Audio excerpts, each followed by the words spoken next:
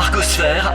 Avec la Haute École Arc, le choix incontournable pour vos formations. Bachelor, continu et postgrad. he-arc.ch. Après la santé, c'est un autre domaine de la HEARC que nous intéressons ce matin. On va parler conservation et restauration d'objets du patrimoine archéologique avec une recherche qui est menée actuellement par les deux écoles polytechniques de Lausanne et Zurich, par l'Institut Paul Scherrer et évidemment par la Haute École Arc. Deux invités nous ont rejoints pour en parler. Laura Brambilla, professeure associée à la HEARC et chef de projet. Bonjour. Bonjour.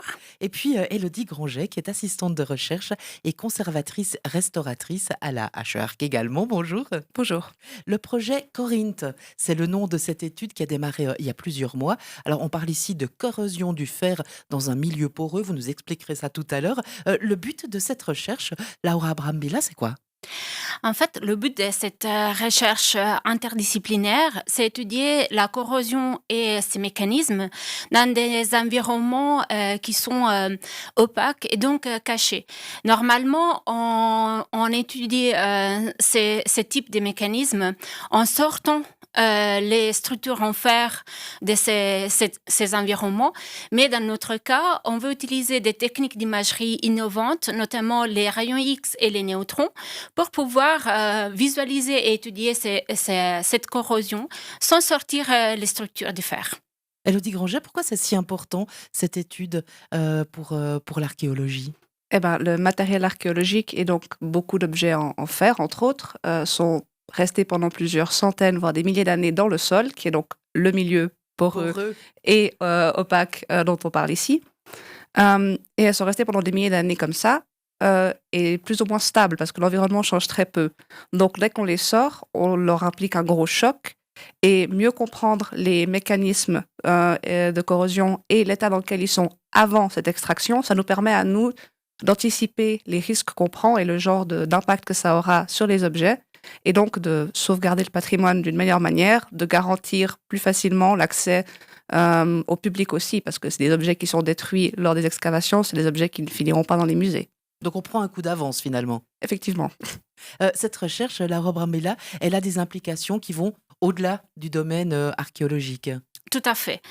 En fait, c'est pour ça aussi que c'est un projet interdisciplinaire, c'est un projet qui implique plusieurs institutions suisses. Ce type de problématique de corrosion est aussi propre de l'ingénierie civile, notamment l'autre milieu poreux caché qui est étudié dans le projet Corinth est le béton armé, qui est très important d'étudier et comprendre la corrosion, notamment pour la stabilité des bâtiments, mais aussi des structures telles que les ponts.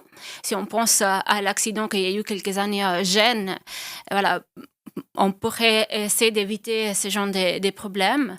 Et aussi à des implications pour le stockage des déchets nucléaires dans la bentonite notamment, qui est un type de sol, et donc les conserver pendant des milliers d'années. Donc l'archéologie et puis les sciences en général se rejoignent avec ce projet. Oui. Et l'archéologie, elle prend aussi tout son sens ici, Élodie. Oui, effectivement, si on pense à la conservation sur le très long terme de déchets nucléaires dans des cannes en fer, on a besoin d'avoir des projections sur comment est-ce que le fer va se comporter, et on ne peut pas reproduire ce genre d'expérience en laboratoire. Par contre, les objets archéologiques sont des expériences à échelle réelle, sur des longues durées de temps, qui nous donnent des idées sur en fait, comment est-ce que ces matériaux vont se comporter dans le futur. Alors, l'étude, elle a commencé il y a plusieurs mois, elle va durer encore pas mal de temps. Laura, on en est où dans cette recherche ? En fait, on a commencé à faire les premières analyses grâce donc à la collaboration avec le Paul Scherrer Institute en utilisant les neutrons, et on a obtenu des très intéressantes images des clous d'époque romaine sans les sortir du sol. Ben voilà, une première étape. On se réjouit peut-être de vous retrouver dans quelques temps pour en savoir plus sur cette étude et la façon dont elle avance. Élodie Granget, Laura Brambilla, merci d'avoir été avec nous ce matin. Merci.